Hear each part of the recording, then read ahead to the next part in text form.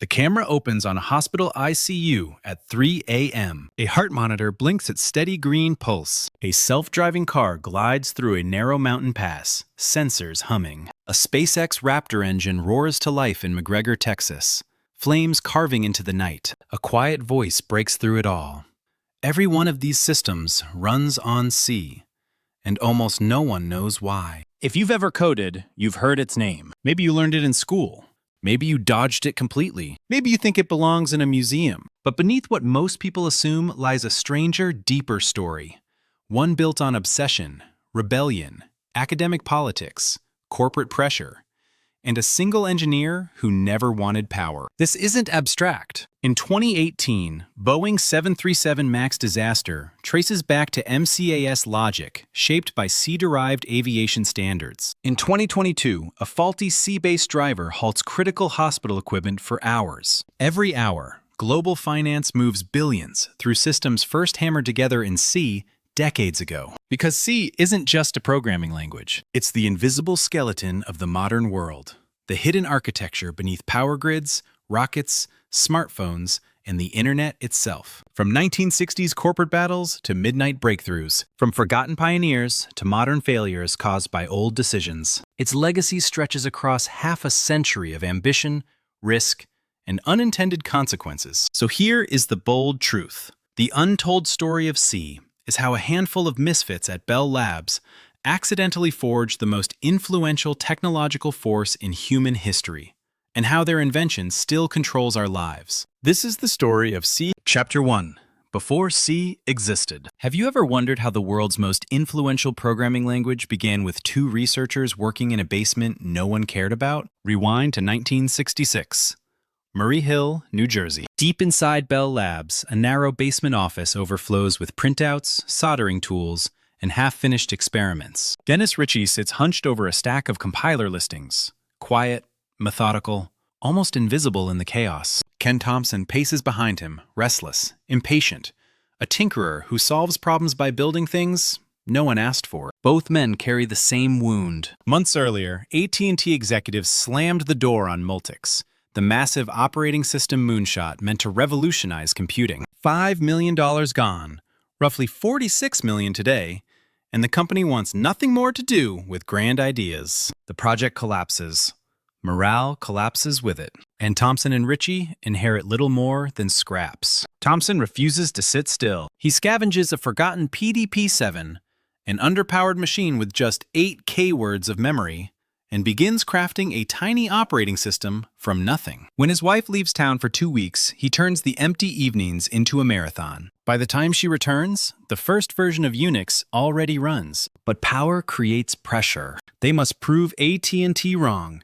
They must show that something small can outmaneuver something massive. Yet the assembly language they rely on suffocates every new idea. Thompson hits a wall. Ritchie feels it too. They need a new language, something faster, something flexible, something no one is going to build for them. And in the next chapter, that impossible need sparks a quiet revolution. Chapter 2.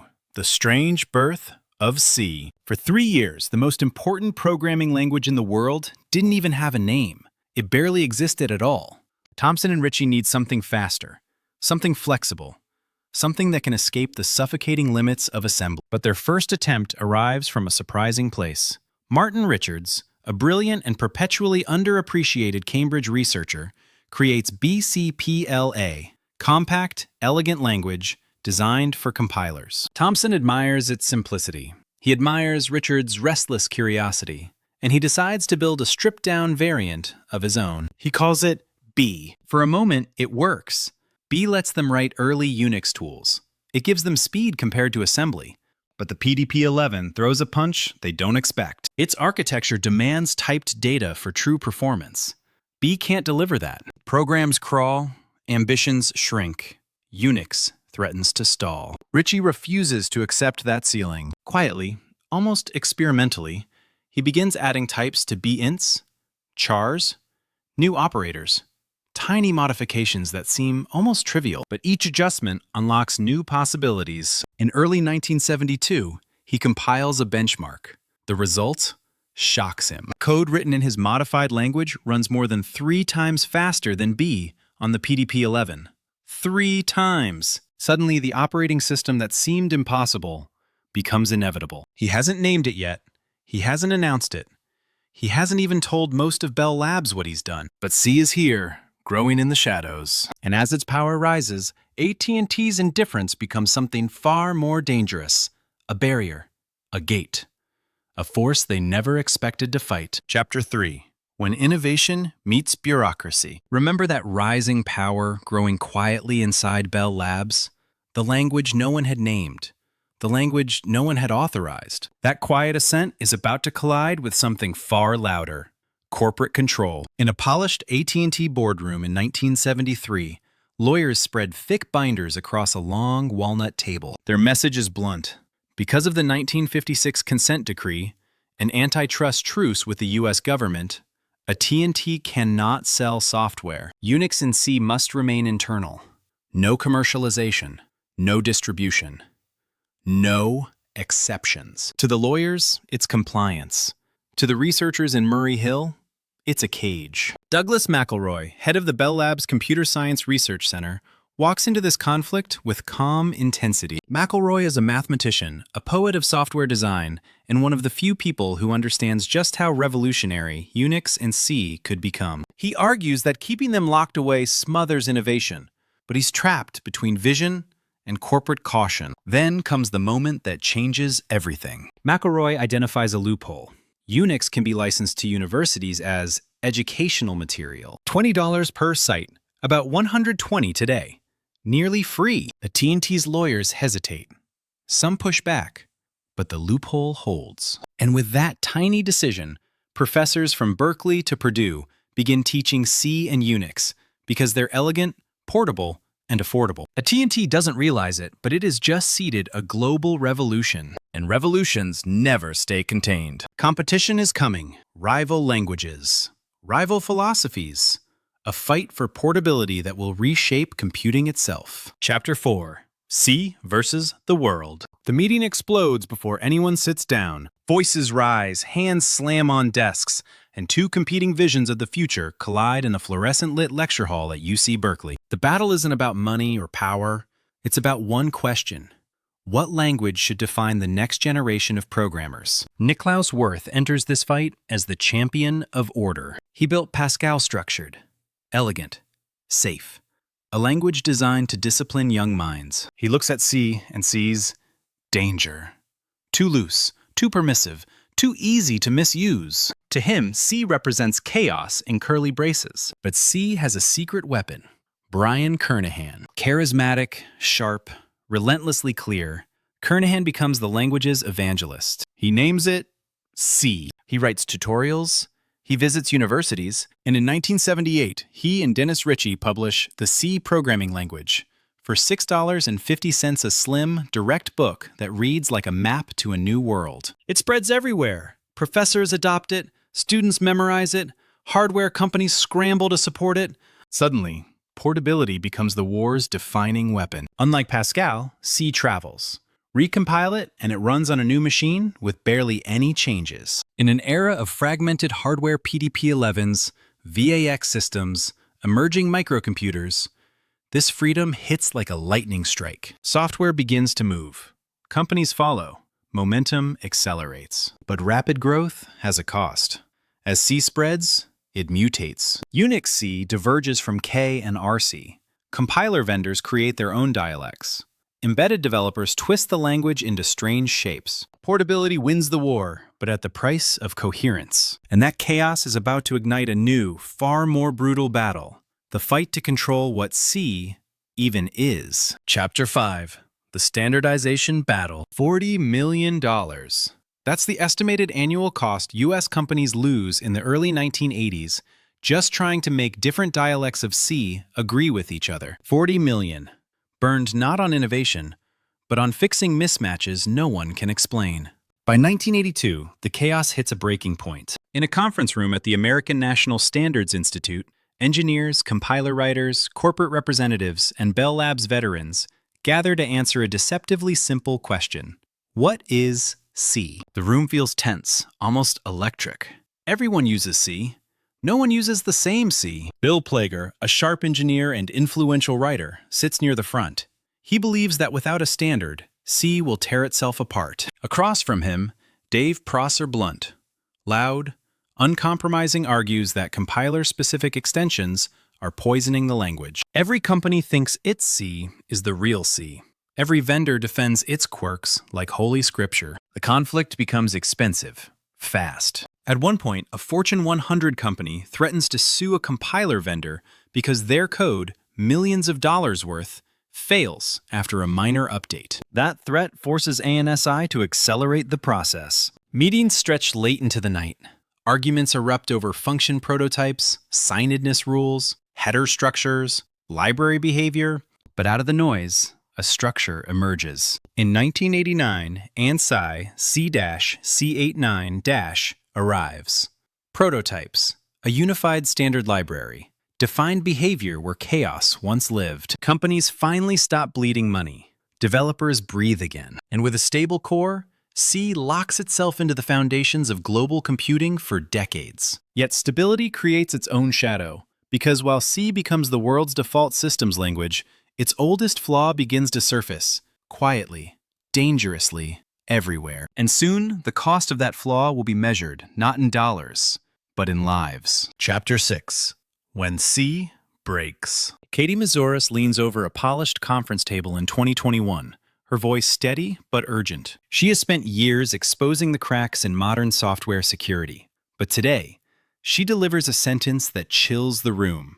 70% of Microsoft's vulnerabilities trace back to memory safety flaws rooted in C and C++. It's not an exaggeration, it's a warning. C's greatest strength, manual memory control, also weaponizes its greatest danger. It gives developers unmatched precision. It gives attackers the same precision. And when that precision slips, even once, the fallout can hit like a detonation. We've seen it. Heartbleed in 2014, triggered by a single bounds check failure in OpenSSL's C code, hemorrhages private keys and costs more than $500 million in damage. In 2020, a malformed expression in a C-based Cloudflare parser collapses a global network, disrupting millions of sites. Automotive researchers expose remote hacks by exploiting buffer overflows buried deep in C control modules that steer real vehicles on real highways. Graydon Hoare understands this too well. In 2006, at Mozilla, he watches a near miss caused by memory corruption, a bug that could have shipped to millions of users. That brush with disaster ignites a question he can't shake. Can a language keep C's power while eliminating its traps? His answer becomes Rust. To understand the stakes, picture a buffer overflow not as a technical detail, but as a story. A program allocates 8 bytes. An attacker sends 9. That 9th byte spills over the boundary, rewriting memory that should never be touched. 1 extra byte, and a machine obeys the wrong master. Lives at risk. Billions lost. Trust fractured. So the question sharpens. If C is this dangerous, why can't the world walk away? The next chapter answers that question with a single word: dependence. Chapter 7. Why C won't die. Fast forward to 2023. A routine security audit at a Fortune 50 company uncovers something unsettling. A core authentication service, handling millions of logins per hour, still runs on C code written in 1998. No one fully understands it. No one wants to touch it. But everyone depends on it. That is the prison of success. Every smartphone, every router, every medical pump, every trading engine pulses with billions of lines of C. Not metaphorically, literally. The world's digital bloodstream flows through code written over decades by thousands of hands. Rewriting it would cost trillions. Replacing it could take half a lifetime. And while newer languages promise safety, none can match C's raw proximity to the metal. The Linux kernel sits at the center of this dependency. More than 30 million lines, almost entirely in C. Linus Torvalds defends that choice with stubborn clarity. He trusts C. He grew up with its sharp edges. He understands its dangers. But he believes no other language offers the precision needed to guide hardware, manage memory, and orchestrate billions of operations per second. When early contributors propose C++ for kernel development, Torvalds responds with a blunt, now famous, dismissal. C++ is a horrible language. It isn't personal. It's about control. Critical infrastructure locks in the rest. Pacemakers, SpaceX guidance firmware, high-frequency trading engines executing transactions measured in microseconds. Entire industries run on architectures built long before memory safety became a rallying cry. And yet, pressure builds, rust rises, regulators warn. Engineers whisper about the unmaintainable code beneath their feet. A crack forms. Because just as C once disrupted the world's foundations, a new generation is preparing to do the same. Chapter 8. Rust, AI, and the post-C future. The year is 2023. In a secured wing of the White House, a briefing folder lands on a polished conference table. Its title is blunt: Memory Safety National Strategy. The first directive hits even harder. The U.S. Cybersecurity and Infrastructure Security Agency urges companies to move urgently toward memory-safe languages. For the first time, a government treats C not as a foundation, but as a risk. Outside Washington, a different scene unfolds. In a quiet office in Portland, engineers at the Rust Foundation sift through bug reports, compiler notes, and safety case studies. Their mission is simple and radical: keep the power of low-level programming while eliminating entire classes of memory errors. On another continent, ARM and Apple architects sketch hardware designs that enforce safety guarantees C never imagined. The conflict sharpens into a global question: rewrite or preserve? Modernize or defend? Entire industries hesitate. Billions of lines of legacy C stand like ancient pillars, sturdy, irreplaceable, increasingly fragile. The cost of rewriting them could destabilize everything from satellites to stock markets. But the cost of keeping them grows each year. Rust tries to break the stalemate. It keeps C's intimacy with hardware, but guards memory through ownership rules and borrow checking. No buffer overflows, no dangling pointers, no silent corruption. It's not a patch, it's a counter-philosophy. And then the symbolic moment arrives. In 2022, the Linux kernel merges its first major Rust components. A crack in the monolith. A signal that change is possible. But possibility isn't destiny. The future will not be decided by elegance or safety alone. It will be decided by the weight of history and the systems we still can't afford to touch. And that brings us to the final question. What does C's legacy really mean for the world we're building next? Chapter 9. The Legacy of a Quiet Revolution. From a humming PDP-7 in a Bell Labs basement to Rust modules landing in the Linux kernel, the journey of C stretches across half a century of ambition, rebellion, and unintended consequence. It shaped Unix. It shaped the internet. It shaped every device that lights, guides, or powers the modern world. And that journey still echoes today. In 2025, a major stock exchange goes dark for nearly 6 hours. Traders stare at frozen terminals as billions hang in limbo. The culprit isn't a cyber attack or hardware failure. It's a 22-year-old pointer bug buried deep inside a C module no one had reviewed in a decade. One flaw, one forgotten line. Global shockwaves. That's the scale now. Billions of devices, trillions in daily transactions. 40% of the world's population touches systems built on C every hour. Every login, every heartbeat monitor, every aircraft takeoff. C runs underneath it all, the invisible machinery of civilization. And yet, the future grows louder. Rust, formal verification, AI-assisted systems, new hardware architectures that rethink the very concept of memory. Engineers imagine a world where the foundations don't bleed, where safety isn't optional, where legacy no longer dictates destiny. But the fundamental tension remains the same as it was for Thompson and Ritchie in that cramped basement. How do we build power without creating fragility? How do we chase speed without sacrificing safety? How do we design technologies that last longer than their creators? Because C is more than code. It's a mirror. It reflects human ambition, our desire for control, elegance, precision, and our limits. The quiet ruler of the digital world may someday share its throne, but its legacy endures. In every system, in every device, in every line of code that still pulses beneath our lives.